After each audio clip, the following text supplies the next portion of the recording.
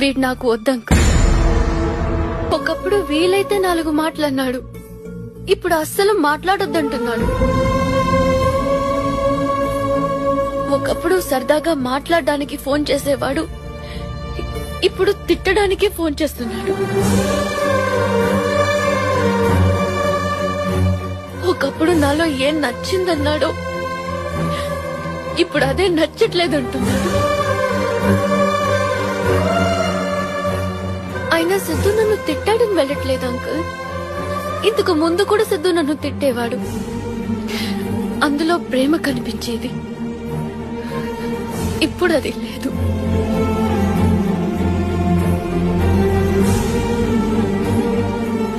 ఇంట్లో నేను ఒక్కదాన్ని ఉన్నప్పుడు కూడా ఎప్పుడూ ఒంటరిగా ఫీల్ అవ్వలేదు.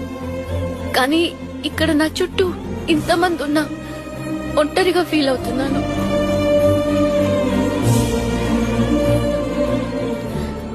నాకు ఇంట్లో ఒకలాగా బయట ఒకలాగా నటించడం రాదంకు. ఇక్కడుంటే లైఫ్ లాంగ్ నటించాల్సి వస్తుందేమోనని భయంతో వెళ్లిపోతున్నాను.